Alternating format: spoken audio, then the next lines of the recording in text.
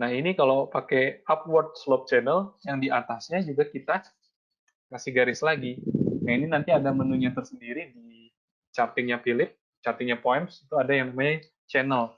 Jadi kita nggak perlu gambar dua garis, kita cukup pakai channel ini, hubungkan titik-titiknya, dapat channel yang lurus.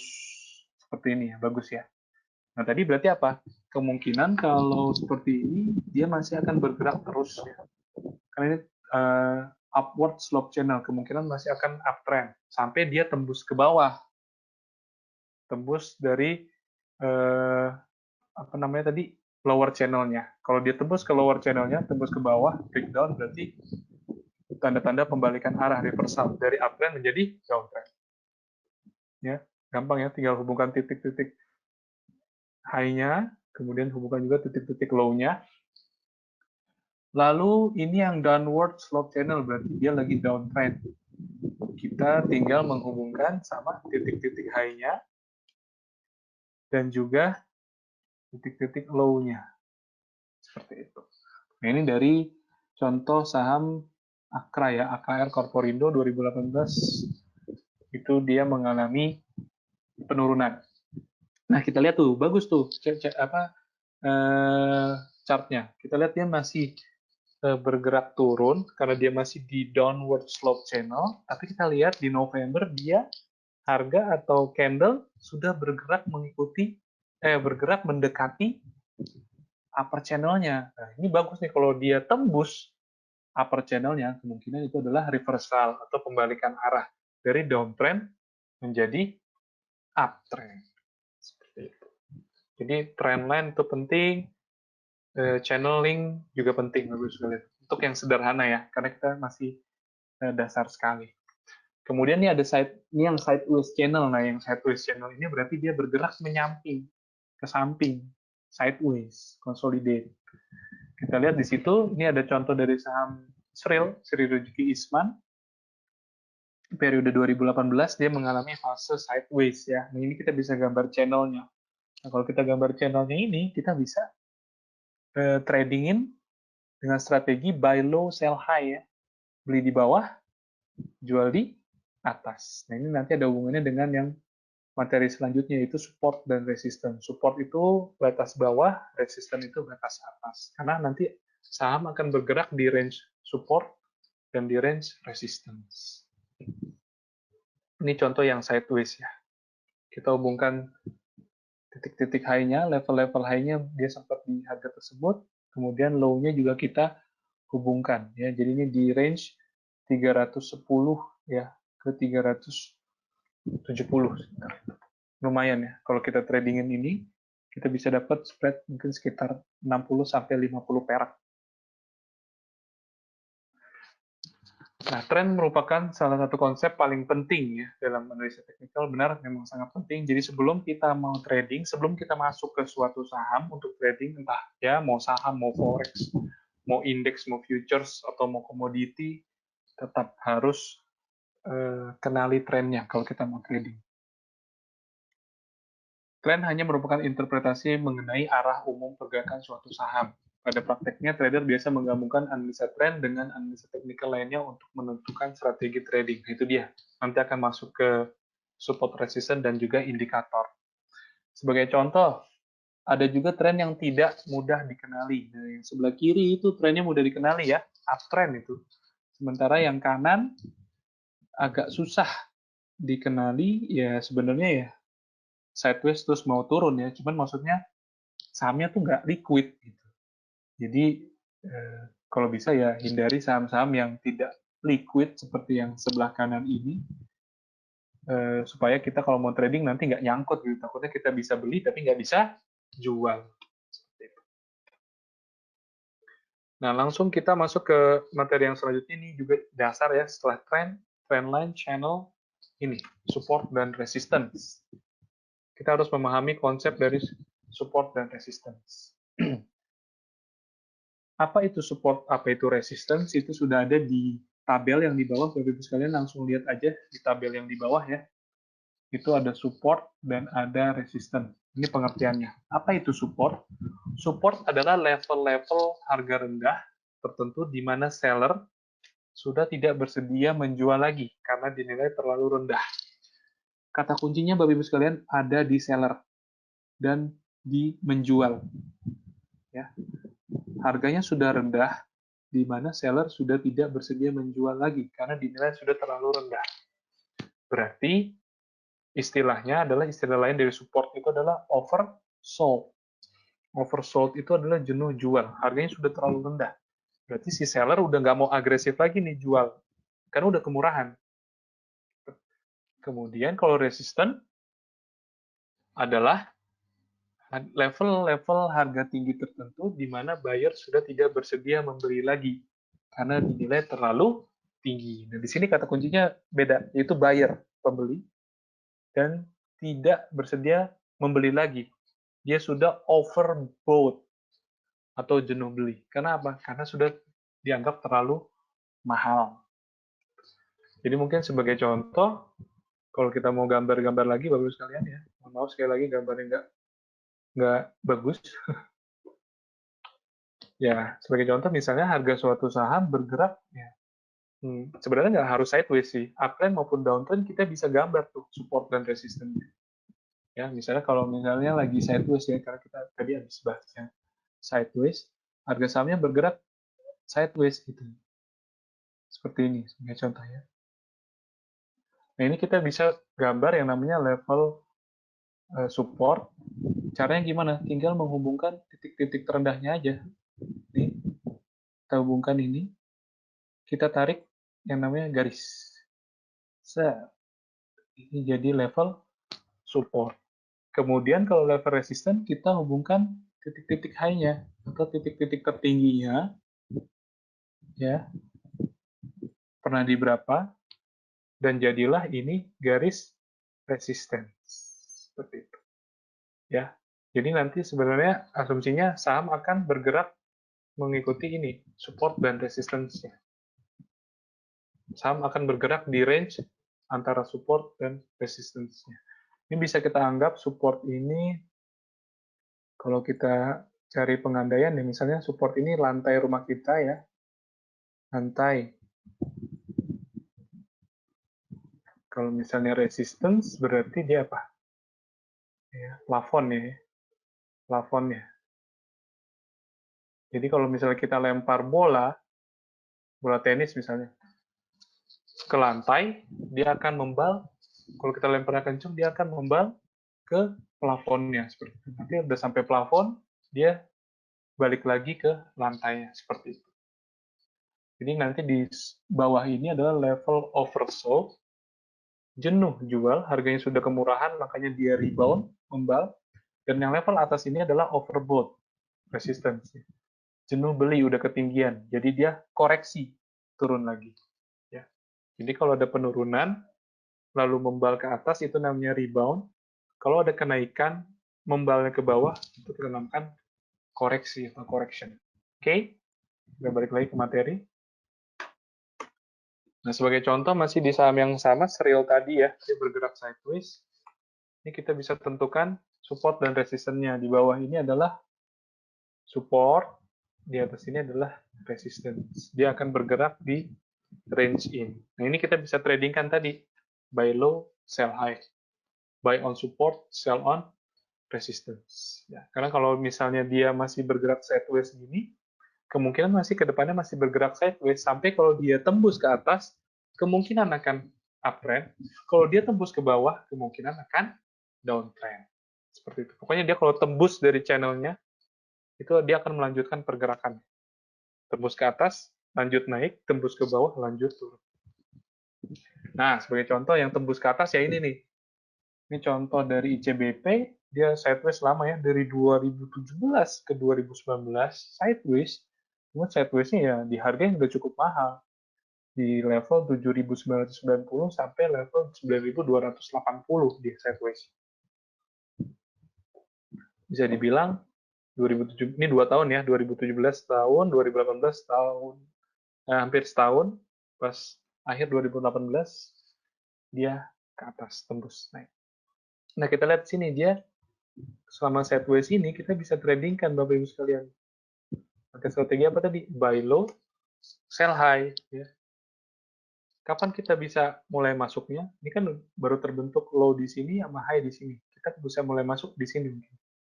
Ya, sekitar pertengahan dari 2017. Karena apa? Kita sudah ada patokan low sebelumnya di sekitar sini, areanya, area support di sini.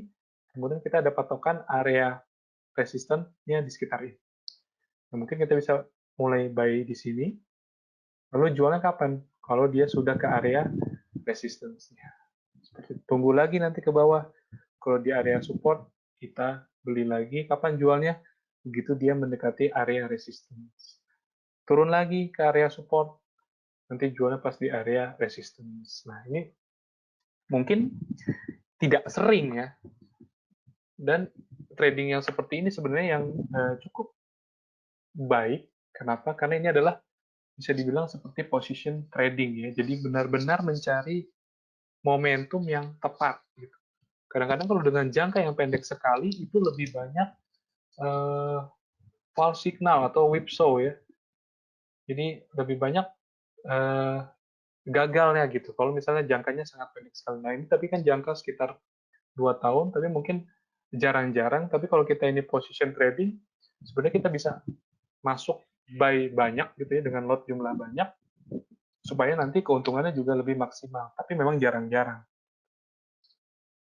Tapi kemungkinan untuk failed-nya lebih kecil dibandingkan dengan yang trading sangat jangka pendek sekali. Gitu. Misalnya trading harian gitu ya, intraday trading, wah itu cukup susah tuh. Kita harus melihat pergerakan charting harga saham intraday ya, itu mau menitan atau jam, yang lebih sering sih menitan ya, agak susah.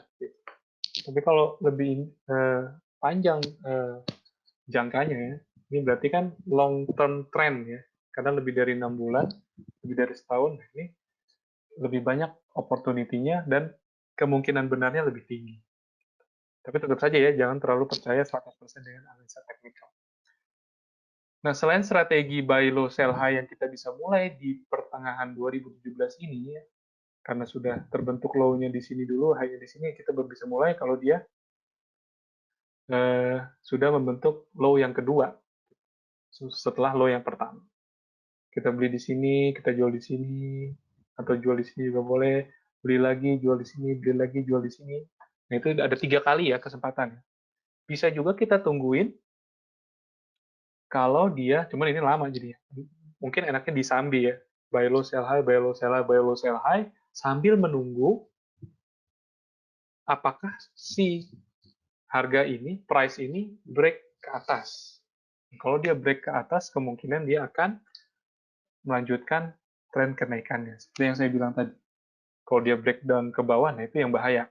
Jangan kita ambil, takutnya masih terus ke bawah. Tapi kalau dia break ke atas, kemungkinan dia masih naik.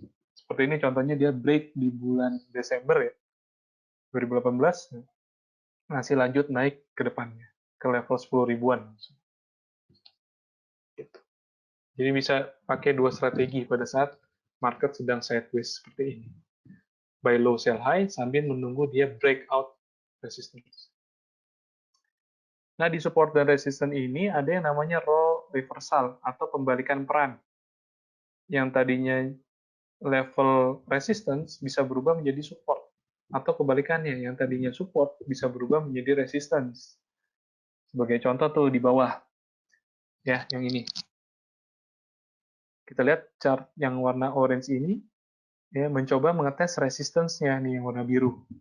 Begitu breakout ke atas, dia akan berubah peran yang tadinya resistance menjadi support. Begitu breakout, garis tadi akan berubah menjadi support. Bisa juga yang tadinya support ya lagi turun, wah ini level support nih ngetes, breakdown ke bawah, yang level support tadi akan berubah menjadi resistance. Ya, ini yang namanya role reversal atau pembalikan peran. Nih sebagai contohnya nih, masih Bukit Asam ya, masih di 2017-2018. Di 2017 Agustus, Bukit Asam mengetes level resistance di sekitar 2.800 di sini. 2.800, kemudian tidak cukup kuat, langsung koreksi lagi, lalu rebound lagi di sekitar 1.700-an, kemudian naik lagi, mengetes lagi level 2800,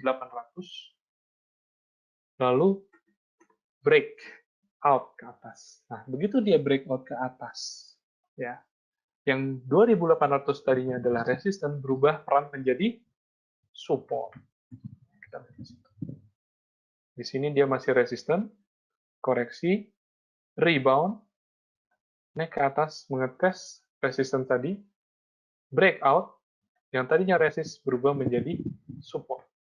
Begitu di support, dia rebound lagi, dan lanjut naik ke atas. Ini yang kita namakan role reversal, atau pembalikan peran dari support dan resistance. Oke, sudah jelas ya? Itu tadi support dan resistance. Tadi sudah apa tuh? Sudah candlestick, sudah trend line, channel, support, dan resistance. Itu adalah 5 dasar dalam analisa teknikal yang Bapak Ibu sekalian harus pahami dengan benar sebelum Bapak Ibu sekalian ambil posisi untuk buy saham atau sell saham. Oke, kita langsung masuk ke indikator ya. Nah, indikator ini, Bapak Ibu sekalian, ini penting sekali karena dia dapat membantu kita memberikan sinyal. Dia akan kasih kita sinyal kapan kita bisa beli, kapan kita bisa jual. Ya. Enaknya tuh ya, kalau pakai indikator itu dia bisa kasih tahu sinyal. Tapi maksudnya sinyal kita lihat sendiri, bukannya tiba-tiba di points di aplikasi muncul bunyi ting ting ting ting gitu, bukan. Bagus sekalian, tapi sinyalnya tetap kita harus pantau sambil melihat chartnya. Nah, apa itu indikator? Indikator adalah visualisasi dari hasil penghitungan yang didasarkan pada harga, 4 harga ya, open, high, low, dan close, serta volume dari saham. Dan indikator biasanya digunakan untuk mengukur tren, ya, volatilitas atau fluktuasi, dan juga momentum, timing tadi. Dia ngasih timing, ngasih sinyal pada saat timing tadi, momentum. Kemudian penggunaan indikator antara lain untuk mengkonfirmasi tren. Ya. Jadi kan tren tadi kita pakainya low atau high yang lebih tinggi, atau high dan low yang lebih rendah ya. Nah ini kita bisa pakai bantuan dari indikator juga tahu. Jadi nggak perlu kita tentuin low-nya lebih naik atau high-nya lebih naik gitu. Nanti saya tunjukin bagaimana cara mudahnya. Kemudian penggunaan indikator antara lain juga untuk mengkonfirmasi kualitas chart pattern. Nah, untuk chart pattern nanti kita nggak bahas di sini. Chart pattern kayaknya di level intermediate ya.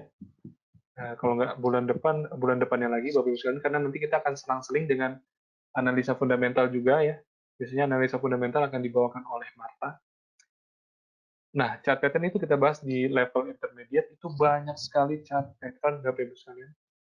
Bapak Ibu sekalian sebenarnya bisa mulai baca dulu, mulai belajar dulu, otodidak, tinggal search di Google, ketik aja chart pattern. Dan di situ akan nanti muncul banyak chart pattern, sebagai contoh misalnya head and shoulders, inverted head and shoulders, double bottom, triple bottom, double tops, triple tops, cup and handle, flag, triangles, wedge, macam-macam, itu bisa dipelajari. Ya, itu bagus juga untuk menambah pengetahuan dan wawasan Bapak Ibu sekalian di analisa teknikal. Kemudian penggunaan indikator yang lain adalah sebagai sinyal membeli atau menjual. Ya, itu yang saya paling suka nih dari indikator. Dia dapat kasih tahu kita aba-aba nih. Ini ada tandanya untuk beli, ini tandanya untuk jual. Kemudian berdasarkan cara penempatan ya, atau plottingnya, ada 2 jenis utama indikator, yaitu trend indikator dan juga osilator. Nah, sebenarnya sebelum dibagi menjadi cara penempatan ini, indikator juga udah dibagi 2 dulu, cuma saya nggak masukin di materi, yaitu ada yang namanya leading indicator dan juga lagging indicator. Leading indicator itu maksudnya tadi yang sinyalnya itu, kalau leading indicator sinyal belinya lebih cepat. Kalau lagging indicator, sinyal jualnya lebih lama, lagging, lebih telat. Tapi kalau leading indicator, dia sinyalnya lebih cepat, sinyal beli atau sinyal jualnya lebih cepat. Tetapi kemungkinan atau resiko untuk fail-nya atau false signal-nya itu lebih besar. Jadi mungkin nanti bisa dibalikin lagi ke profil risiko Bapak Ibu sekalian. Kalau misalnya tradingnya yang konservatif, ya, yang mau agak cukup aman, itu bisa pakai yang lagging indicator. Dia walaupun telat, tapi sinyalnya lebih telat, tapi dia confirm gitu, nunggu konfirmasi. Tapi kalau leading indicator, itu mungkin suka yang agresif ya, yang high risk, high return, dia sinyalnya akan lebih cepat. Tapi kemungkinan salahnya juga lebih tinggi daripada yang lagging. Tetapi kalau benar, dia lebih untung. Kenapa? Karena dia sinyalnya lebih cepat dibandingkan dengan yang lagging. Berarti dengan kata lain, harganya bisa lebih rendah. Dapat harga belinya lebih rendah dibandingkan dengan yang lagging. Nah, setelah membagi dua kategori antara leading dan lagging indicator, dibagi dua lagi berdasarkan cara penempatan atau plotting. Jadi nanti ada dua jenis, yaitu trend indicator dan oscillator. Trend indicator biasanya diplot pada bidang chart. Maksudnya gimana sih plot pada bidang chart? Dia akan menempel dengan candlestick. Ya. Dan pergerakannya tidak akan dibatasi oleh level-level tertentu. Kenapa?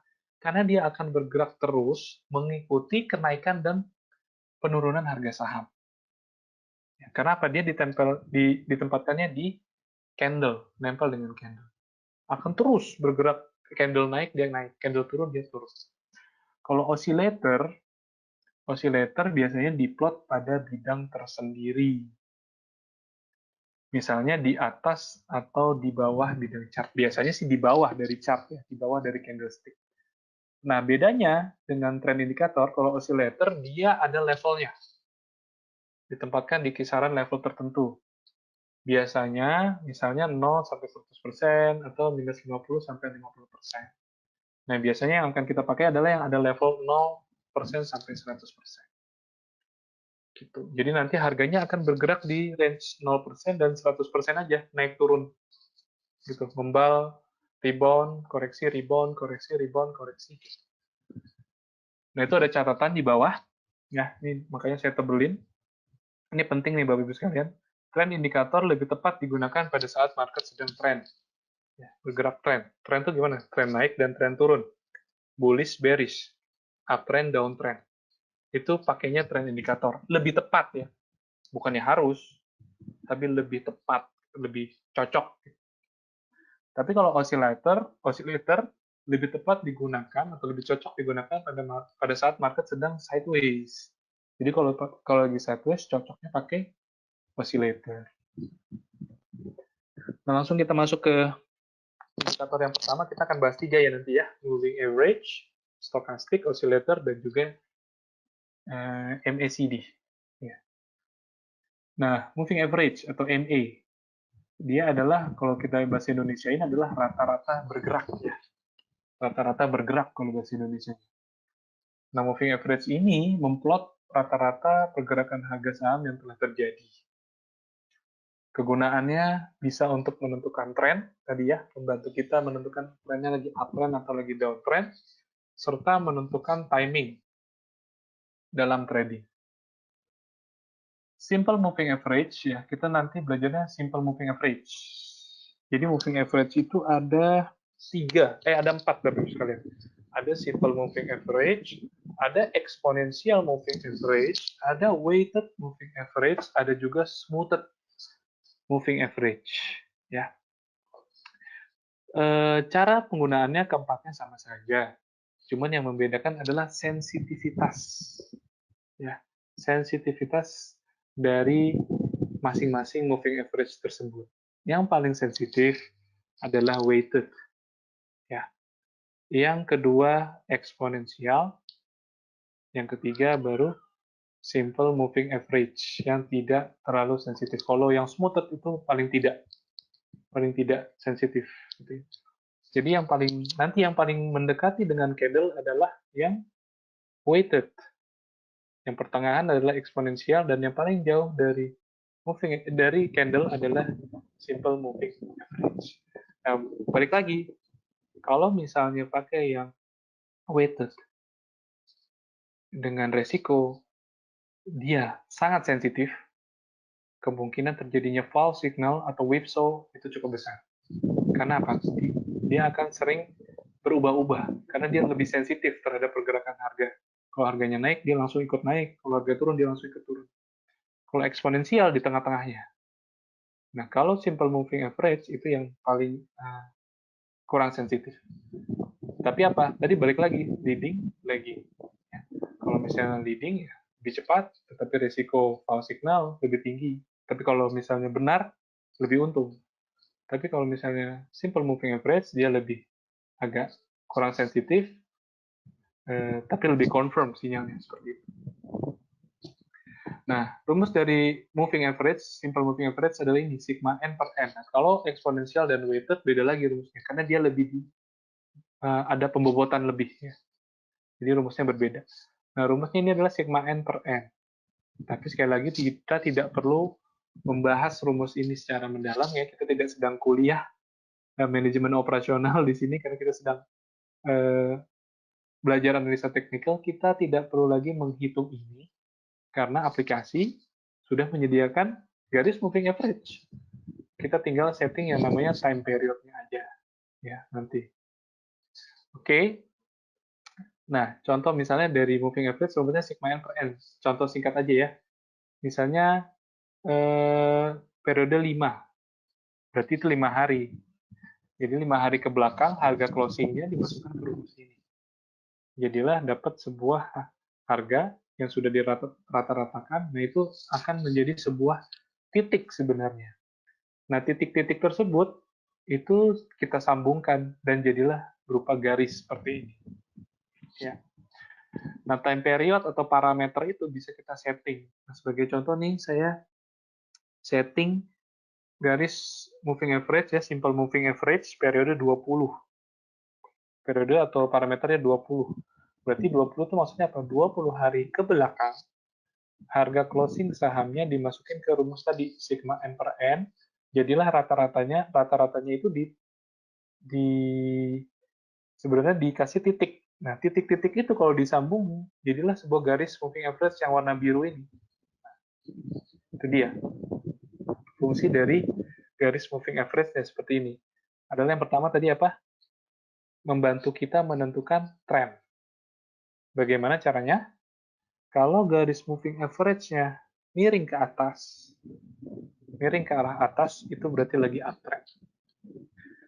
Kalau garis moving average-nya miring ke arah bawah, itu berarti lagi downtrend. Sangat simpel sekali ya.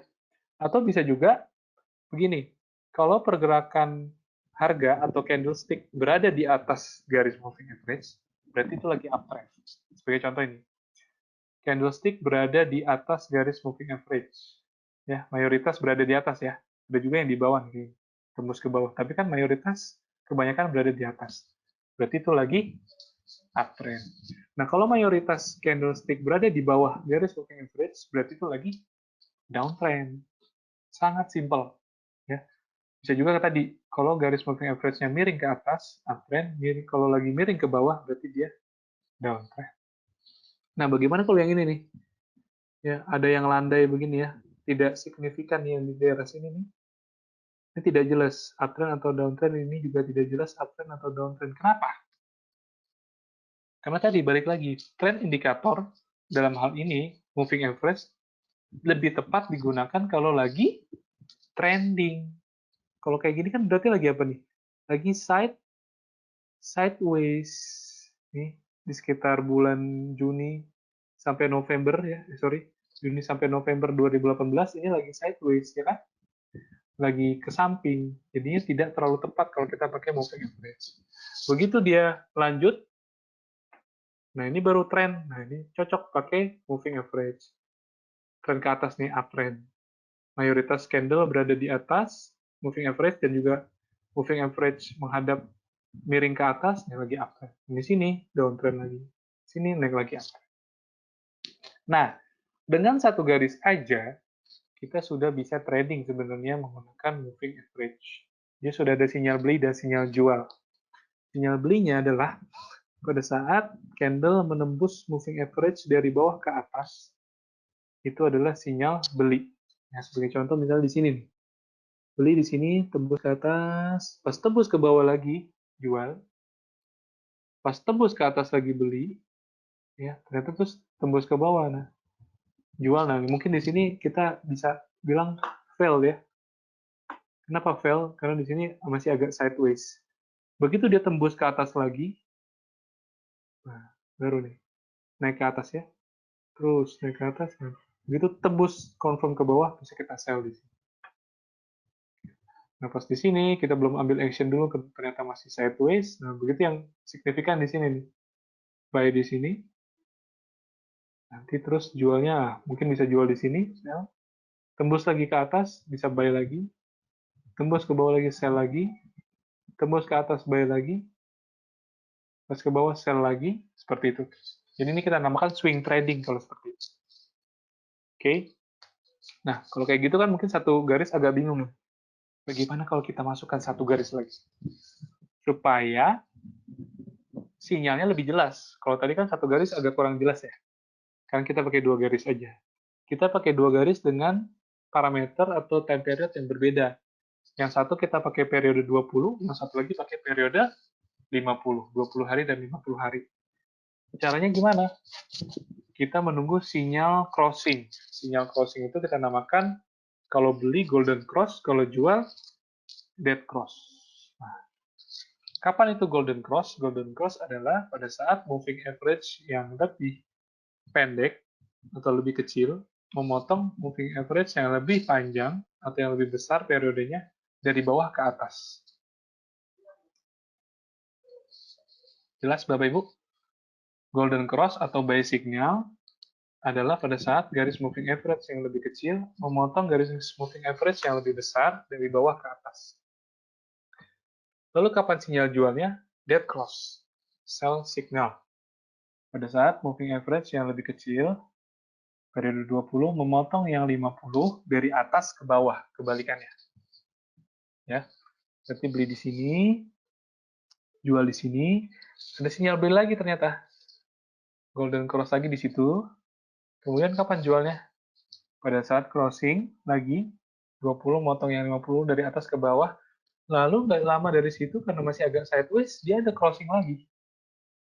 Ya, ini kan jangka pendeknya di bawah sebulannya sideways ya. Tapi kalau jangka panjangnya uptrend. Ya, golden cross. Lalu nanti jualnya di mana? Pas di atas nih, ada dead cross nih di sini. Kalau di sini dia turun dalam signifikan, tapi dia belum dead cross. Ya. Kita lihat di sini emang tipis ya dia, kecil tapi belum ada crossing. Begitu ada crossing di atas, baru kita sell. Lalu ini masih sideways nih, agak sideways nih ya. Ternyata ada crossing lagi, kita buy lagi. Lalu di atas ada dead cross lagi, situ jual. Berarti ada berapa kali action nih?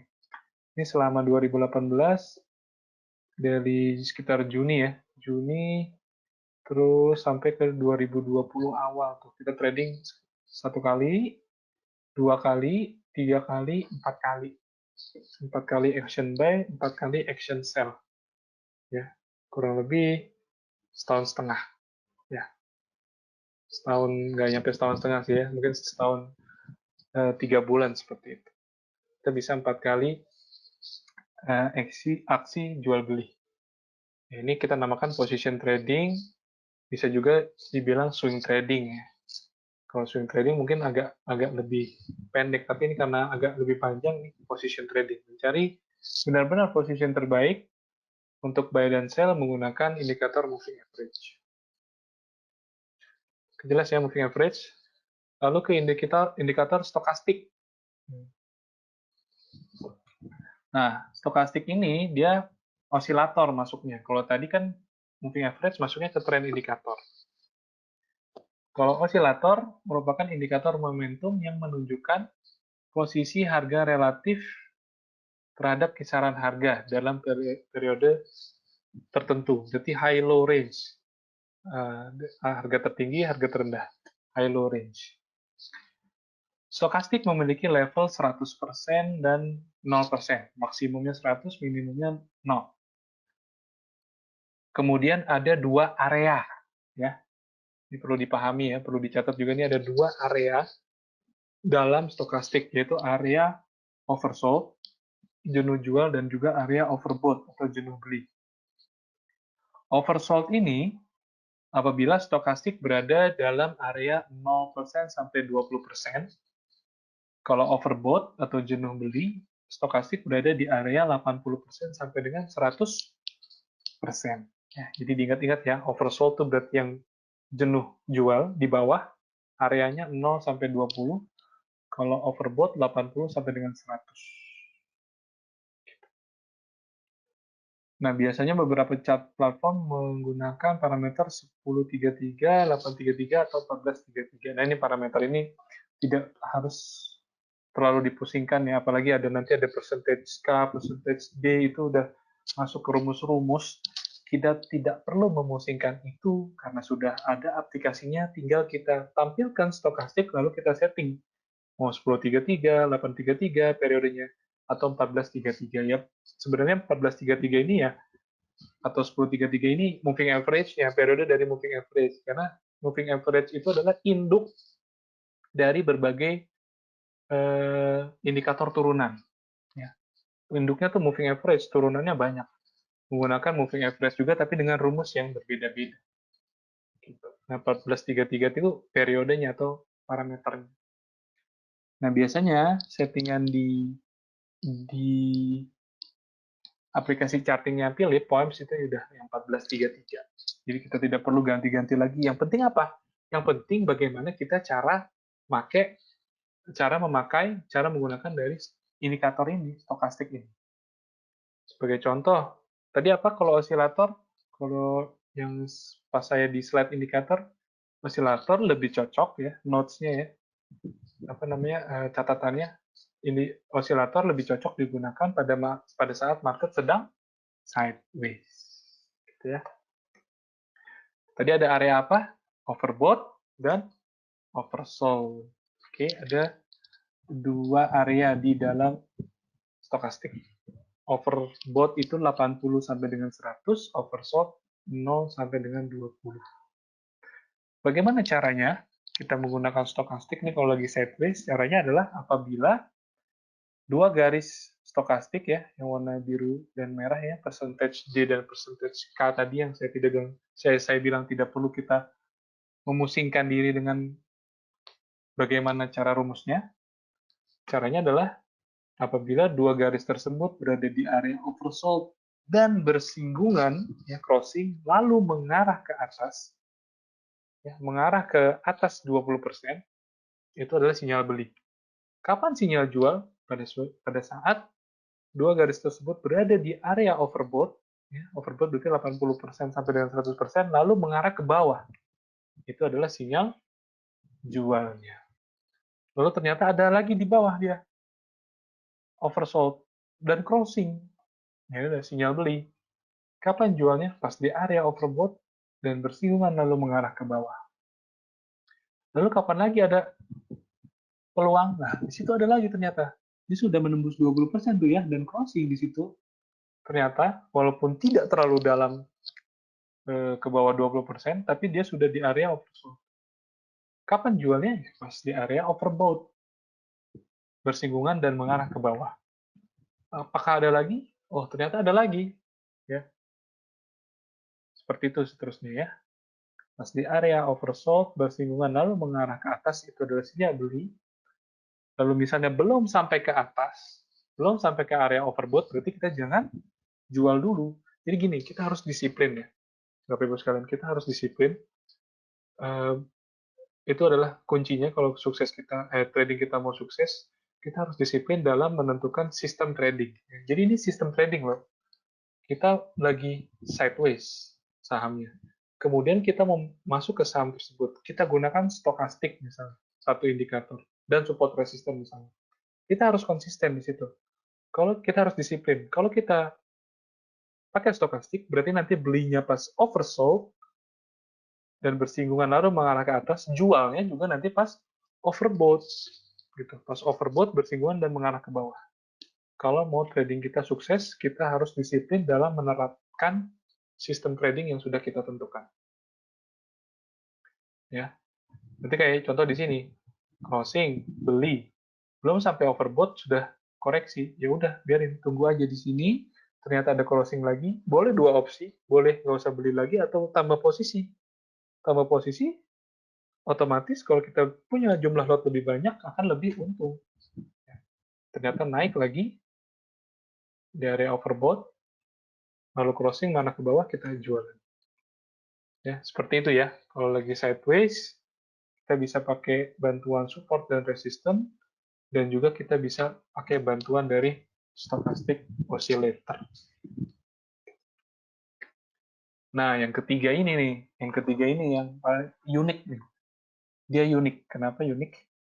Karena kalau kita pelajari MACD itu dia sebenarnya masuk ke dalam kategori oscillator, ya. Dia termasuk ke dalam oscillator seperti stokastik, tapi dia lebih sering digunakan dalam keadaan tren, dalam keadaan saham sedang tren.